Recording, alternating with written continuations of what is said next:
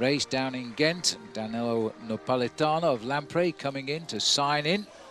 I must say, Paul, the Belgians do the great. Still smiling, Stuart O'Grady, followed by Alessandro Ballan, fourth in the Tour of Flanders a few days back. After a very nasty crash as well. He says that that crash slowed him down a little bit in the finale, but he'll be looking for the win here this afternoon. But I would think the Belgians would expect a win that could possibly come from this man, Philippe Gilbert, who is in fine form this season with a very dominating win in Het Volk in the early part of the year. The other day for a Spanish rider in that event. Mark Cavendish starting with a big 4 stars on his shoulders. He is one of the top favourites to win the race this afternoon. And a man here, Erik Zabel, has always been competitive in Paris-Roubaix and Gent-Wevelgem. And of course, a couple of years ago, he had a horse jump on him. That's right, had to catch the horse, and Erik didn't fall off. This is Fabian Cancellara, also on form. The flashes of the ex-world champion Tom Bonan on his shoulder cuffs there. He's also getting a huge cheer from the crowd here in the square. Always comes late, the race.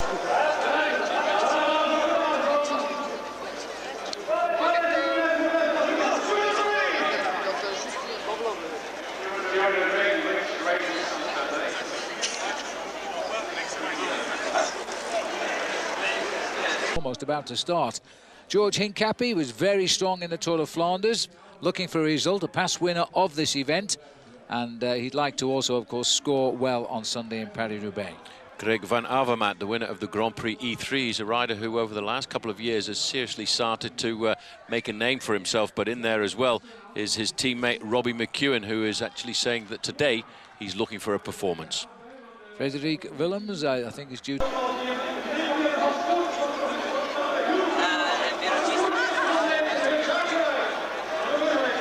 Side Robbie, and another rider who is going to do pretty well, I think, today. He's another up-and-comer. This is Oscar Freire here, who's also amongst the favourites, and hopefully he'll be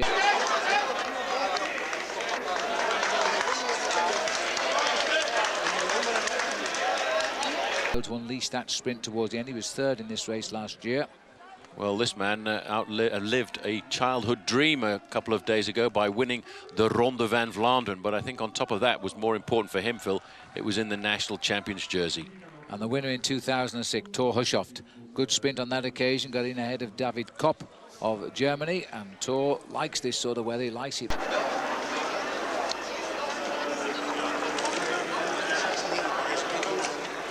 In cold, he said, because he's a man of the far north. And Philippe Pozzato, almost the last man to come in to sign on today. Chris, it's been a long time since I've been following your career, and finally you're going to be the first Kenyan rider to race in Gent-Wevelgem. Quite an honour. That's right. I'm actually going to correct you there. I've now changed my nationality to become British, so no longer Kenyan. Why is that? There are, I'm sure, as you know, there are a lot of problems back home. When I say home, I mean Kenya, and in the sports federation especially, there's a lot of problems. We know about all of those problems, but anyway, that's not why you're here today. You're here for Gent-Wevelgem. Fast learning curve. Definitely, definitely. It's been, for me, it's been a steady sort of progression. Last couple of years, been jumping one step at a time, and it's great to be here. I think it's important too to have a rider like Robbie Hunter on the same team, because he can teach you an awful lot. Definitely, he's got a lot of experience behind him, and I'm definitely learning a lot from him. Okay, good luck today. Brilliant, thanks a lot. Everybody knows him. They've given him a lead of 10 minutes. Well, he's got a lead of 10 minutes, but 87 kilometres to go. It's a tall order for a lone rider to succeed and survive in a breakaway situation like this, because once we get to the 2 circuits of those small mountains of Flanders, or the Heuvelland as they call it down here, the main field are certainly going to accelerate up to speeds in excess of 45 kilometres an hour, and then they will really start to eat into this man's advantage. Well, these are the long open roads now. Sonia Duval is a Spanish team, and Capelli here is an Italian rider on it. And the Italians always seem to manage to produce some good results at this time of the year in Belgium, and the terrain nor the climate itself suits them. But Capelli went early today. He's heading now towards the Kemmelberg, and in the far south, those few little bergs which we cover on the 2 times round the circuit. We do each climb twice. They've amended the course very slightly this year because of the multiple crashes we got on the way down the Kemmelberg last year.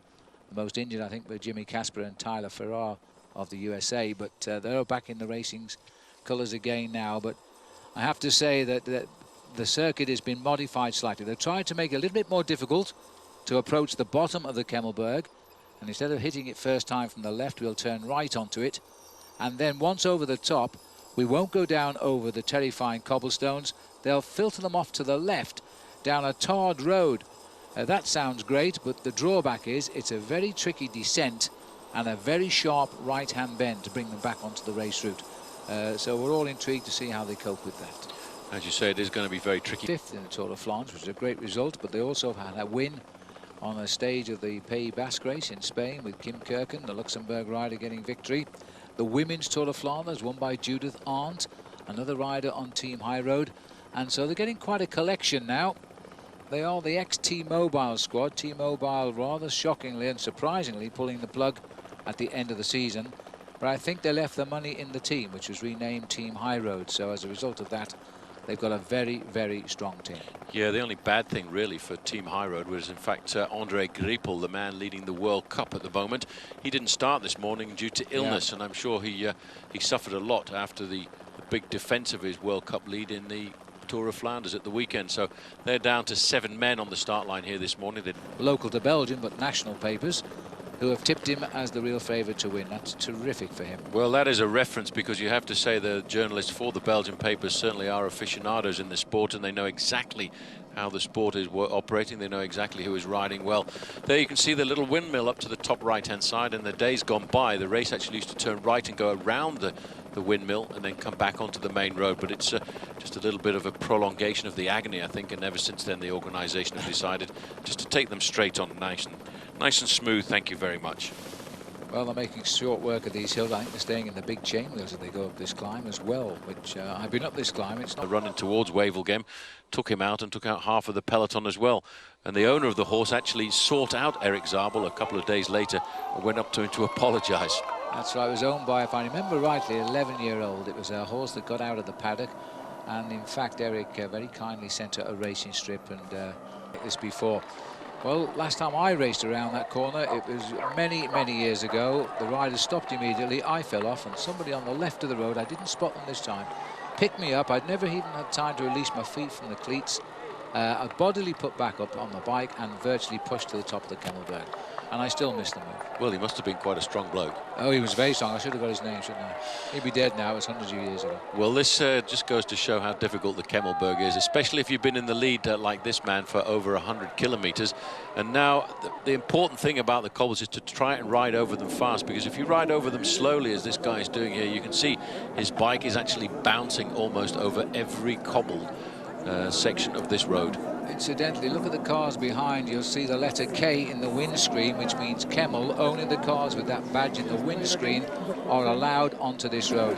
And amongst the vehicles not allowed are all the team vehicles. They are being sent in a different direction and will pick up the course at the bottom of the Kemmel. The reasons are obvious, of course. If one or two of those cars either collide or break down, the whole race is blocked. So they're not allowed up here. It actually doesn't look steep at all on the pictures, does it? But that's the unfortunate part of television.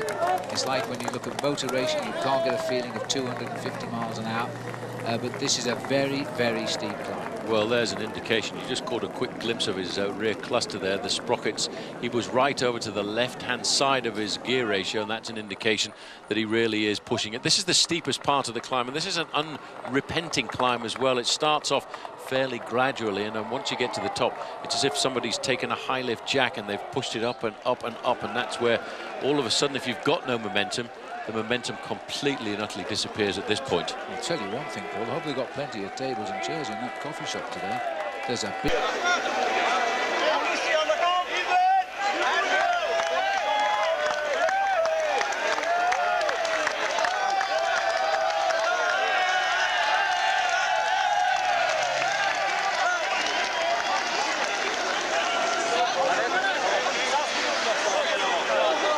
Very narrow country lane to start this circuit once again. Oh, welcome drink at the right place, right time. Change bottles, souvenir for somebody.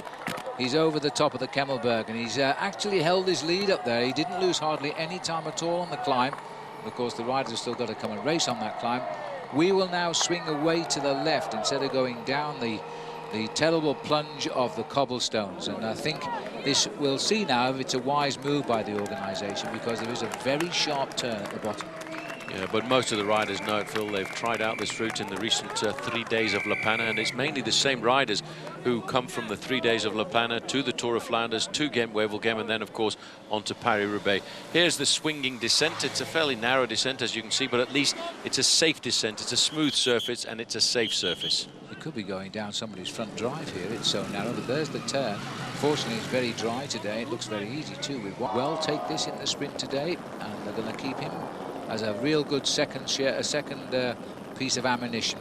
There's the right-hand turn again. The men that made it first, none other than the champion of Belgium, Deinze, the winner of the Tour of Flanders. Only 4 guys now have ever won that wearing that jersey, and he's one of them. Yeah, but check out here, Oh, Filippo dear. Pozzato. He enjoys the cobbles, and he's seen that, and he's decided, I'm going to dictate this pace to everybody here who is present. It looks like Kurt Adler Arvidsson moving up there as well. He's in fine form at the moment, and he has come up alongside of Filippo Pozzato. This is the best way to handle a climb like this, to get to the front, dictate your own pace if you're feeling comfortable. Pozzato looks very comfortable. Well, he comes around this sort of bend here, then he'll see the rest of the climb, but he knows the climb, so he knows it's coming. But it is a fearsome sight, because it gets steeper as he comes up towards the summit. But even so, this is going to cause a little bit of damage for the rest of the race now, as Filippo Pozzato pushes on, and it's Matti Breschel, who's a very good sprinter, who's going with him. Well, he's looking very comfortable there. A little bit further back is Deinze. 104 there is the big man himself, Tom Bonen. They've Lean out too far.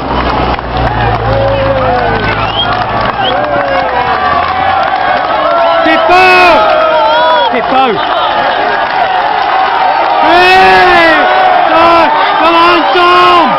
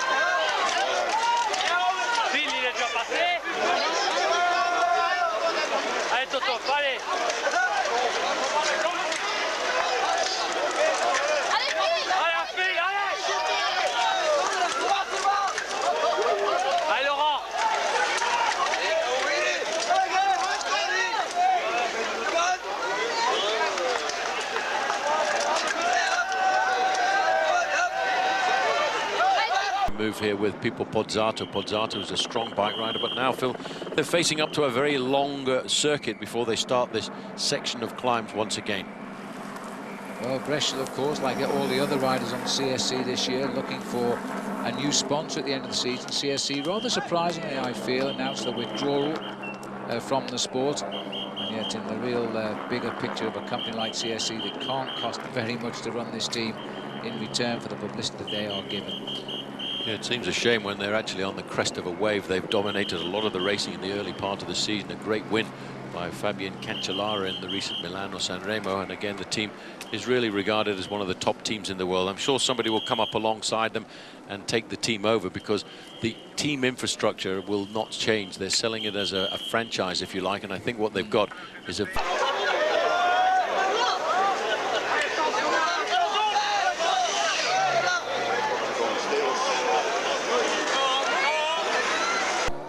of the route, and that was Tom Steele still hanging in at the back of the race, so he should get on, but maybe from the helicopter we'll see how the splits are repairing themselves here.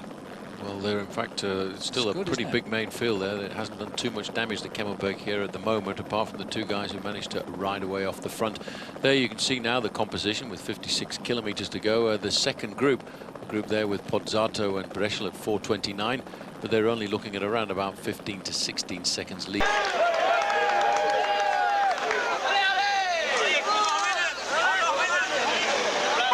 That, and it looks very much as if they're going to sit up and wait for the peloton to come back. It's a little bit of a problem now for Pozzato. He's put on a little bit too much of the pedal hurt, and he's hurt the field, but he's giving himself a disadvantage, only one rider going with him. Pozzato's off to a great start this year, second in the Milan-San Remo, 6th last week in the Tour of Flanders. He's got the legs, and if this is a training ride, he's just going to give himself a little bit of a hard spell, maybe wait for the race, and then see what develops after that. Well, I don't think he wants to ride to the finish from here. If he'd done that on the final lap here of the Kemmelberg, he may well have insisted with his effort. But I think as a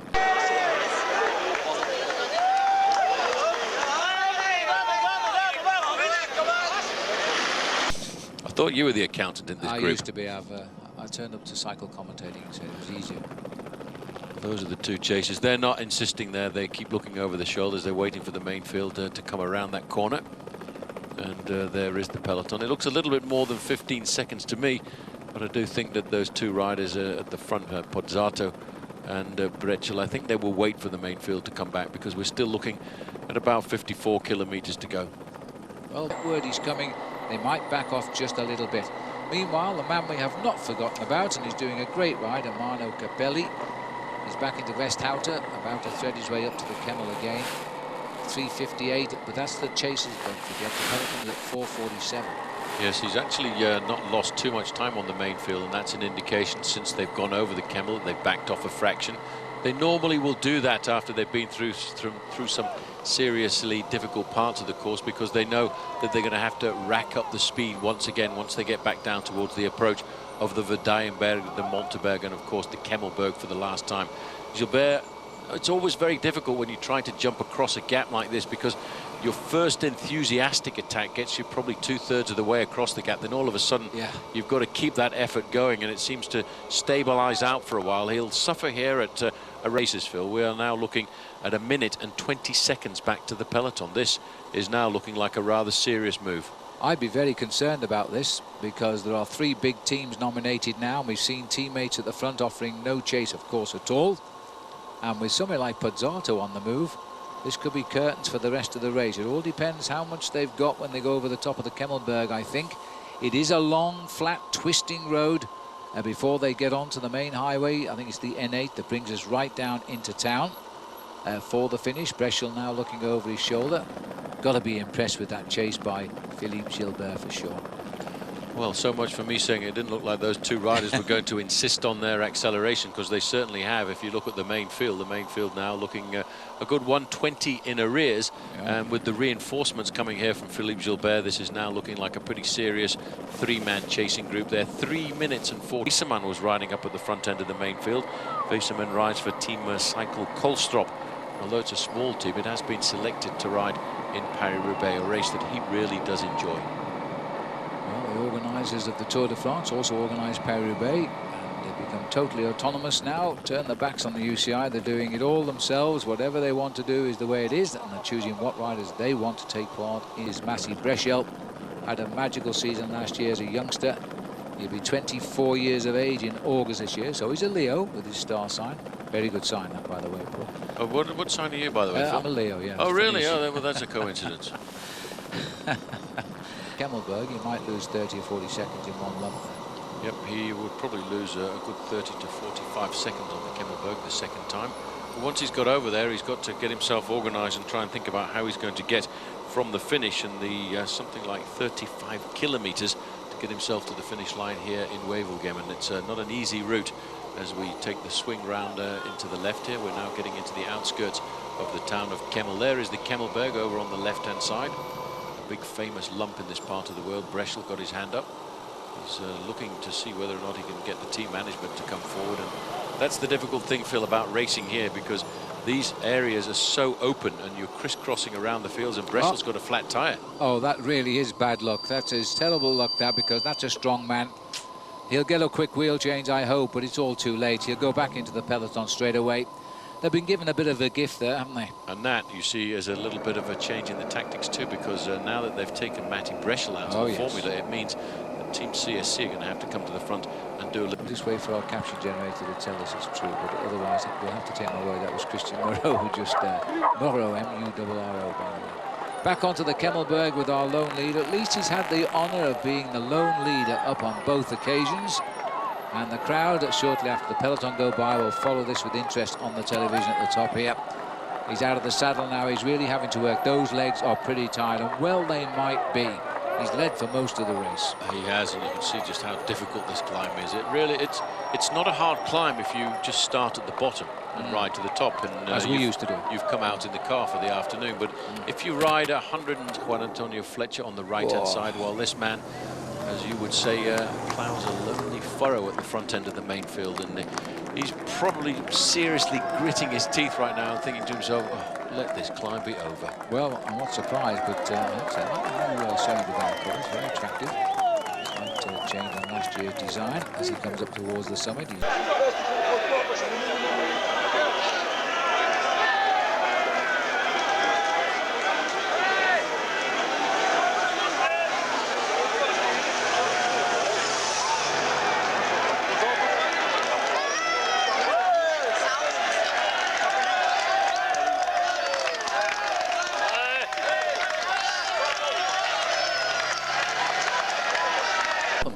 Because they were disrupted by falls, flat tyres, chases, etc.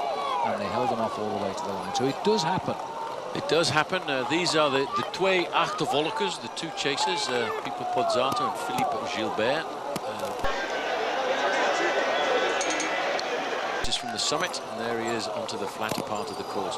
But there is a huge crowd out here on the Kemmelberg, only 530 meters of cobblestones.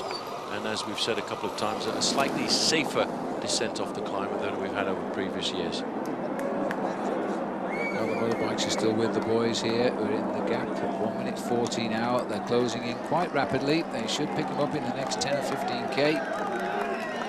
He's over the top now, more or less. These boys are coming up to it as well. They're down through that private drive, round the back door and back out. This time, though, we head towards where we finished.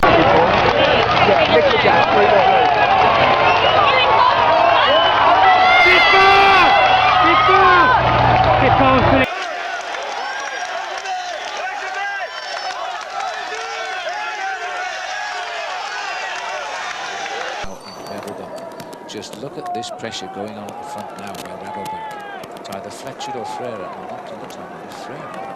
Well, it's a good aggressive move. They realise now at about 36 kilometres to go, 170 odd kilometres into the race, that this is the time to try and make a chance move and pull 5 or 6 riders off the front end of the main field. That's Juan Antonio Fletcher on the front there. Yeah. And there's Alessandro Ballan, Danilo Napolitano taking up the chase behind him. Fletcher really is riding well over the last couple of days. There's George Hincapie as well, not too far away from the front end of the main field, enjoying these cobblestones. Erik Zabel over to the right in the pale blue jersey of Team Milram. He's looking to make himself a rider who can make contact. Well, George's father and George's brother have arrived in town yesterday to see him ride today, so maybe he wants to impress them. Although they told us George was concentrating on Sunday and was probably going to use this one as a training ride. Ballan! Fletcher! Hincapie! Napolitano! Erik!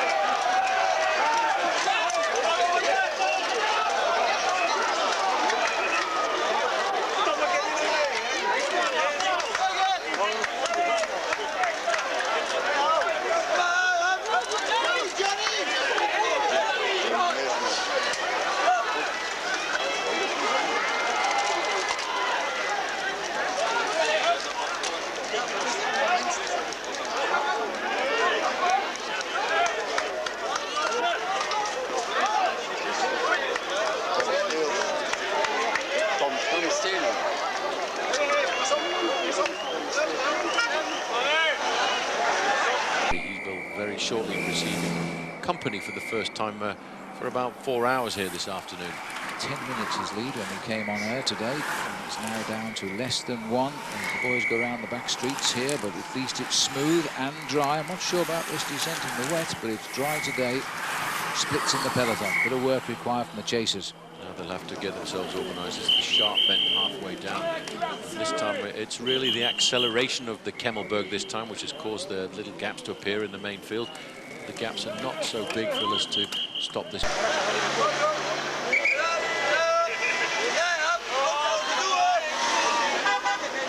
But nonetheless being very effective.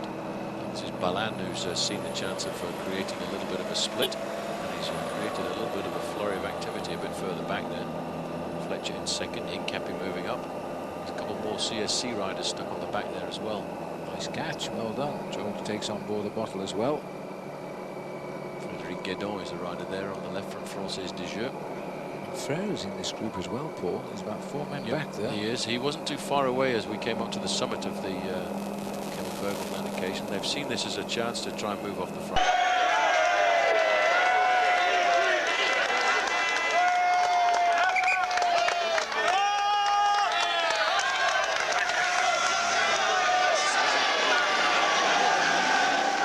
And they can always count on Oscar Freire to come up with the sprint. Absolutely, and that's a huge move for Rabobank, who had a very good Tour of Flanders but didn't get the result they wanted in the end. They did get Fletcher on the podium in 3rd place, first Spanish rider ever to break into that event on the podium. There's 3 distinct pelotons right now, and you see there's not a following car in sight, nowhere. So there must be a 4th peloton at least behind. We've got 4 riders in this group, in fact, I think, Phil, for Team Rabobank. Looking a little bit further back. Can't see big. Thinking of a big ride on Sunday, so it's decision time. If he comes back in this next group, well, he might well be taking part in the sprint at the finish. These 2 boys, where would they have been if they hadn't have lost Matty Breschel right now, because he was a strong rider up here. Now they've got to do it themselves. Philippe Gilbert still talking there to Pozzato, who does speak a bit of English, and Gilbert also speaks English, so maybe that's the language of communication. Well, they keep looking over their shoulders. They're not convinced that they've got it in their legs here this afternoon, and they realise that there is a big chase coming forward. Just looking down the line of riders there was big Matty Hammond on the front. Looking back to see the 2nd group on the road as well, and there they are, and it still makes a very large group, but there must, as you said, Phil, be another larger group a little bit further back, because there are still, for the moment, no team cars in there. And no way are they going to get up either until we get down to the main road, which makes all of these riders pretty vulnerable right now. Just a couple of motorbikes with spare wheels. These boys have got no cover. As we go up to the leader again, give him his moment of glory, which not too far away from danger, but he did get himself over the Kemmelberg, Phil, in a nice position. He didn't have to try too much to stay in contact with the group, but here we're going to see, I think, in the next 2 kilometers or so, the whole of this race come back together. Wouldn't surprise me if Robbie doesn't deliver the blow today, because he's looking pretty useful. That's assuming, of course, they do pick up the riders out in front. They're not too far off the front now. We're talking about 25 seconds from this group up to the lone leader, Hermano Capelli, and we're talking about 10 seconds to the 2 riders caught in the middle, Philippe Gilbert and Filippo Pozzato. Remember what he says, and this morning he said, yeah, I've been training all week, and for the first time this year, I'm feeling like a professional cyclist again. So I think he really wants a result today. Well, it's certainly the kind of race that should suit Robbie McEwen. It's a race for great sprinters, and as you can see here, Philippe Gilbert about to make contact with our lone leader, Hermano Capelli. So that makes 3 riders at the front of the race, but the main field are not much more than 24 seconds in arrears, and this is just really now a question of time as these guys are leading up to Paris-Roubaix. That's still a big gap there. You can see the team cars are a little bit in arrears now. They may well be coming across the gap. So at 26 kilometers to go, Phil, that's pretty much all together. 60 plus we'll settle for until they tell us differently, and we're without the luxury of radio tour today, so we can't hear what's going on out on the course. But Philippe Gilbert, I think, made the right move there. Very typical Gilbert move. Unlucky that Breschel punctured, and now the others are coming back on here. No sympathy from the riders from Rabobank. Miles to the finish. Sat at the back here, the man we would like to think might win, Mark Cavendish. He's better move up from that position. He must have come back in that second group, Paul. He came back in the second group, I'm certain about that, but he doesn't have to worry too much about riding at the back now because we've had a major sort out. There's no real worry about the wind here this afternoon splitting the race up, so I think he's just taking the risk of staying at the back end of the main field and not fighting at the front and using up too much energy. Once it comes to the more serious part of this race, and held on to the lead in that competition, but having a man like Kurt Adler-Arvesen with him, they've got a good chance of creating the big surprise here this afternoon. But I do think that one team or another will get themselves organised in that group behind. There is the main body of riders left behind, still trying. When you've got the cards to play, you play them.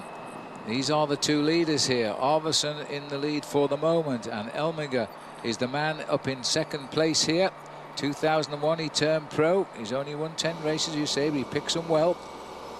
And he drives on. It's Kenziato is the rider I couldn't recognise. He had to be Italian with those sunglasses on as he pushes on. Well, he's a big, strong rider, comes from a very good track background. A little bit further back, I can't understand here, Phil, the tactics now of Team Rabobank. There's a lot of Rabobank riders in that group, but they, in fact, they've backed off and they've allowed two small groups to go off the front end of the main field. They really need to get to the front and control this if they want to try and get their man Oscar Freire into a position to win. There you can see the way the race is forming out. The two leaders have only got themselves 11 seconds advantage over the next group on the road, and another 4 or 5 seconds back to the front end of the main field. I'll say Francis de Jure become a real good player amongst the teams in this last couple of seasons with big wins, especially in Paris Tours, etc. Always in the action. Gilbert's given them a lot of credibility too. Now they look over the shoulder to try and see just what three riders are joining. Well, I tell you what, Kurt Adler-Arvesen is going to feel pretty proud when he sees Big Stewie come up and join him at the front here. Well, that's a great advantage for TMCSC, and I think that has always been their advantage when it comes to the one-day classics, the power in numbers. It's important to have teammates in a situation like this, and once O'Grady makes the contact, which is about to happen right now, Phil, at 10 kilometres to go. Look at that, immediately O'Grady says, OK, we've got a chance, but he may have left this just a little bit too late because there's the main field. And we're looking at 9 seconds, Paul, to the main field. The sprinters aren't going to get robbed here, are they? This is going to be a hurly-burly. A commentator's nightmare when I would like to get out the commentary box about 400 metres to go if I can't recognise anybody, but the field unfortunately, is I now have to do coming that together. You're going to get down there to get the interview as well. I'll have to leave you for the last 400. As I say, it's a linear. The sprinters will lose this because somebody might have the legs to slip away. Could that be Matt Heyman, Paul? It looked like Matty Heyman swinging across there. He'd done a big, strong turn at the front end of the main field. He's thinking about Oscar Freire.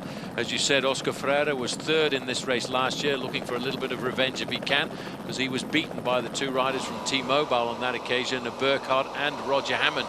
They took first and second place. Kenziato will not give up at all here. He's going to wait until the main field there are right on the tail of this breakaway before he slows down. Oh, well, he's looked over his shoulder. He shouldn't get disheartened because that gap is still there here. And there's hesitation at the back because they're running out of workers. The sprinters are queuing up, but they need workers to take them to the line. They've now hit the headwind, and that is going to hurt the breakaway, I think. But they're not going to give up. They're going to try for the line. Arvesen on the front here now, followed by Elminger, followed by Stewie O'Grady. They realise how desperate this is.